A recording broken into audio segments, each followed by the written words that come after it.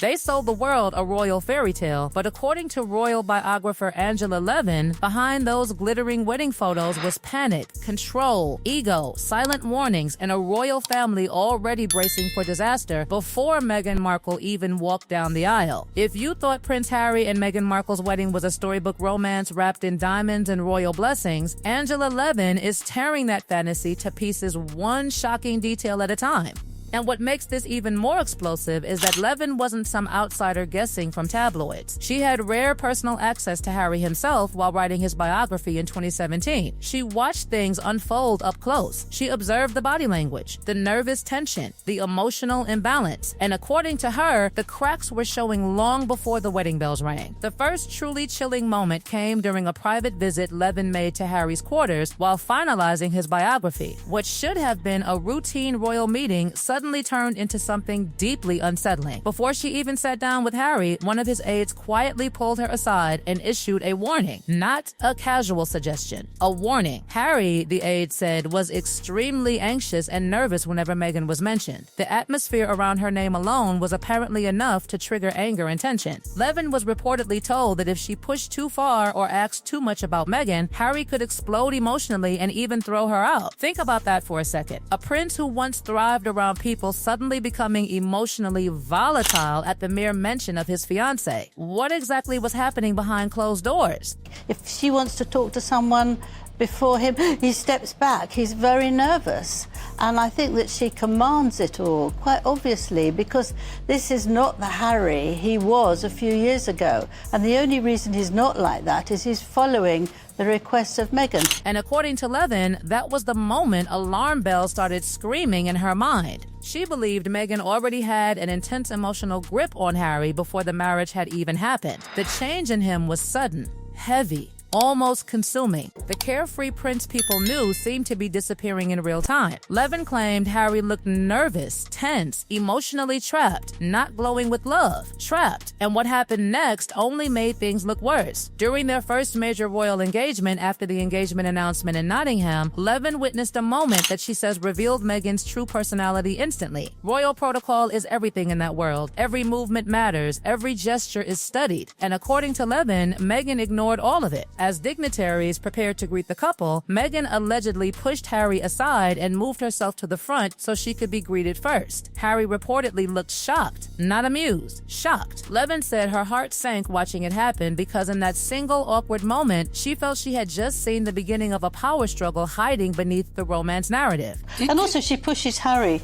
out the way, or she pulls him, if she wants to go and he's still talking, she pulls him and she gives him a look, and he has to come with her. I don't think she realizes that we all see that. Who does that? But that was apparently only the beginning. Levin claimed Meghan's affectionate behavior toward Harry slowly transformed into something darker over time. At first, the constant hand-holding and physical closeness looked romantic to the public, but Levin says she began interpreting it differently. She described it as a subtle control mechanism, pulling him, guiding him, tapping him to move, steering conversations, interrupting interactions whenever Harry spoke too long, almost as if she needed to constantly remind him who was leading the room. And once you notice the pattern, Levin suggests, you can't unsee it. Then came the wedding preparations, the part the public never saw, the chaos behind the polished royal photographs. According to Levin, one explosive incident centered around Meghan's wedding tiara. Harry reportedly arrived to collect the tiara Meghan had chosen, but Meghan herself wasn't there. Instead of handling the priceless royal piece carefully, Harry allegedly started poking at the box carelessly. When confronted, he reportedly snapped back dismissively with, "Is that it?" That attitude alone reportedly infuriated palace staff, but things escalated further when Harry allegedly clashed with Queen Elizabeth's trusted dresser Angela Kelly. And when word reached the Queen herself, her response was icy and unforgettable. "It's not a toy." One sentence, one royal shutdown. And then came the tiara scandal that still raises eyebrows years later. Levin claimed Meghan originally wanted to wear an emerald tiara linked to a controversial Russian origin with murky history after the Russian Revolution. The Queen reportedly refused permission because of the scandal surrounding it. But according to Levin, Meghan pushed for it anyway despite knowing the concerns. Why insist on the one tiara tied to controversy? Why create unnecessary tension before the wedding? To Levin, it reflected a pattern that was already becoming impossible to ignore. The tension inside the palace only intensified when Meghan and Catherine reportedly clashed over Princess Charlotte's bridesmaid dress fitting. Catherine allegedly messaged Meghan explaining the dress was too large, too long, and had made Charlotte cry during fittings at home. But according to reports Levin referenced, Meghan refused to address the issue properly. Emotions exploded. Both women reportedly ended up in tears. And remember, Catherine had only recently given birth to Prince Louis. Palace insiders described her as emotionally exhausted already. What should have been a tiny wedding adjustment somehow turned into one of the earliest emotional fractures inside the royal family.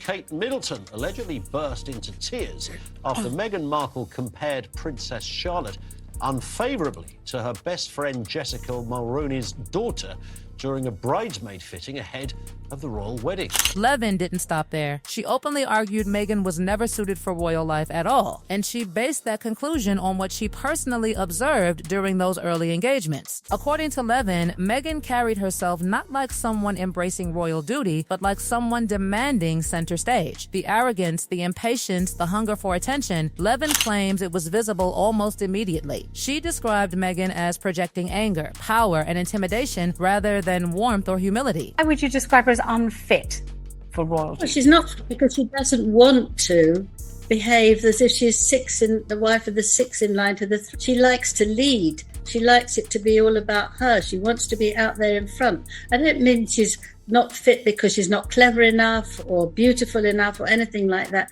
but she just hated it. She hated being told what to do. She hated the protocols. So that's why I don't think she's right for it at all. And perhaps the most haunting part of Levin's entire expose is her claim that Queen Elizabeth herself was never truly shocked when Harry and Meghan eventually left the royal family. Upset? Yes. Hurt? Absolutely. But shocked? Apparently not. Levin believes the Queen had quietly recognized early on that Meghan and royal life were fundamentally incompatible, or that Meghan never intended to remain in a supporting role inside the monarchy. She wanted global celebrity, influence, visibility, front row power, not sixth place in line to the throne. And according to Levin, that difference in ambition was always going to explode eventually. Then there was Prince Philip's alleged warning to Harry before the wedding, a warning that now feels almost eerie in hindsight. Philip reportedly cautioned Harry about marrying an actress, advice many now interpret as concern about fame, performance, and public image overtaking royal duty. But Harry, deeply consumed by love or perhaps infatuation, ignored every warning around him. Friends were worried. Palace insiders were nervous. Levin herself sensed emotional instability growing stronger. Yet the wedding moved forward at full speed anyway, almost like a runaway train nobody could stop anymore. What makes Angela Levin's claims hit so hard is not just what she says about Meghan Markle, but what she says happened to Prince Harry after the wedding. According to Levin, the cheerful, rebellious prince the public once adored slowly vanished behind a wall of tension, resentment, and emotional exhaustion.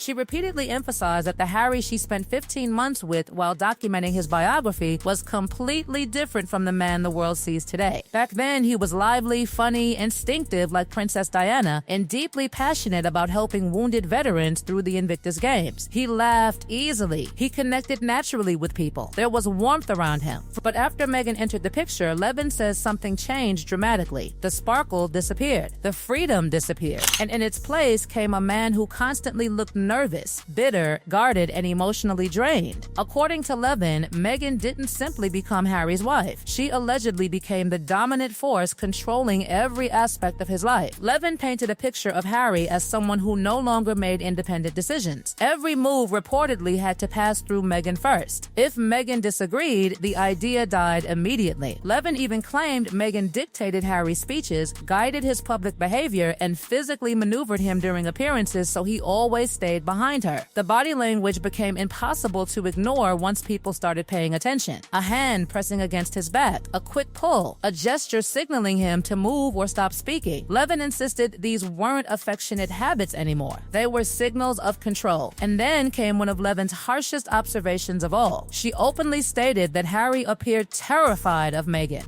terrified, not merely respectful, not deeply in love, terrified. According to Levin, Harry had become emotionally dependent and psychologically cornered, almost like someone afraid to challenge the atmosphere around him. She claimed he had grown used to walking behind Meghan and obeying her direction automatically because conflict itself had become something he wanted to avoid at all costs. When you watch old footage through that lens, suddenly every awkward glance and tense expression begins to look different. Levin's criticism exploded even further after Harry and Meghan's bombshell Oprah interview in 2021. To her, the interview wasn't brave truth-telling. It was a calculated destruction campaign against the royal family. Levin publicly claimed there were more than 30 lies in the interview and accused the couple of making explosive accusations without evidence. She argued the entire appearance was designed to gain sympathy, popularity, and media dominance while turning Harry against his own family publicly. The interview shook the monarchy worldwide, but Levin believed it also exposed just how far Harry had drifted from the person he once was. According to Levin, Meghan's behavior after leaving the royal family revealed what she allegedly wanted all along: celebrity power without royal responsibility. Levin pointed out that before marrying Harry, Meghan was known mainly from suits and brief entertainment appearances, but once she entered the monarchy, her global fame exploded overnight. The royal wedding itself reportedly cost around $32 million.